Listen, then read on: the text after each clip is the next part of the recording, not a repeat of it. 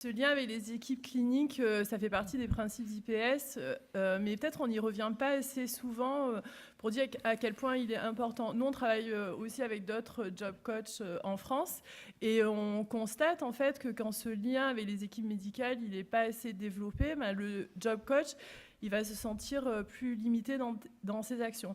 Donc, ce qui est un point qui est quand même très, très important, c'est que le lien avec les équipes médicales, bien sûr, il se fait toujours en accord avec la personne. L'équipe de job coach, elle est concentrée sur le travail. C'est important qu'elle puisse vraiment mettre toutes ses ressources à ce niveau-là, mais toujours en lien avec l'équipe médicale qui, elle, va soutenir le projet de rétablissement de la personne. Donc concrètement, comment ça va se passer ce qui est intéressant aussi par rapport à la méthode IPS, c'est qu'au-delà du principe en fait, qui est avoir un lien avec les équipes médicales, c'est qu'il va y avoir tout un ensemble d'outils qui vont permettre en fait, de formaliser ce lien.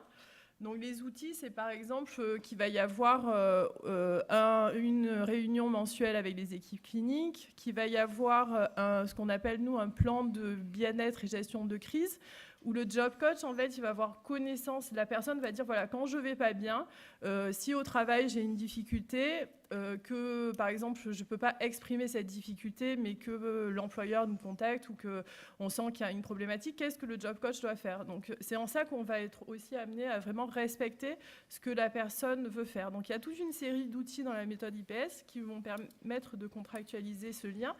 Et aussi, ça va favoriser plein de choses au niveau du travail de job coach.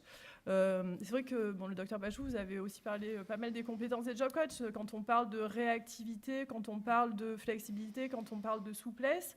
Par exemple, de pouvoir, nous, si la personne elle a une difficulté au niveau de son traitement, on va pouvoir très vite contacter un psychiatre pour qu'il y ait un rendez-vous qui s'établisse.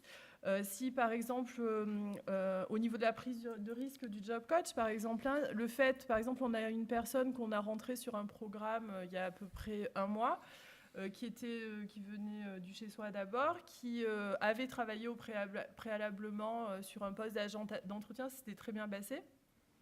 Par la suite, elle avait eu 2 années d'incarcération et elle avait énormément de symptômes. Nous, quand elle est rentrée sur le programme, on ne la connaissait pas trop, on avait ces éléments-là, mais donc on a eu la possibilité de la placer sur un poste dans un hôtel 5 étoiles, très prestigieux, tout ça.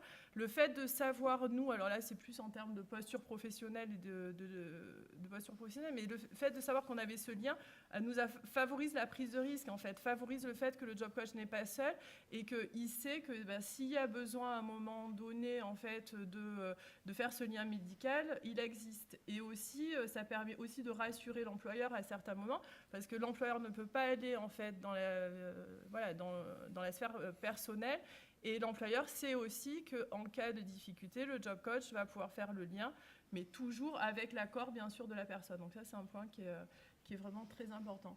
Donc ce qui va vraiment permettre ça, c'est ça va faciliter en fait le travail du job coach, ça va faciliter la mise en place du plan de rétablissement de la personne, puisque effectivement il y a l'emploi, mais il n'y a pas que l'emploi.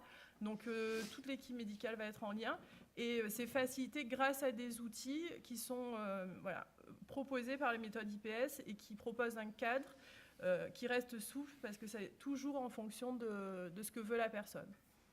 Donc on n'est pas sur un cadre rigide, on part toujours quand même de la personne et de ce qu'elle veut et de ses besoins. Merci beaucoup, c'est moi qui reprends le flambeau. Merci, on peut vous applaudir.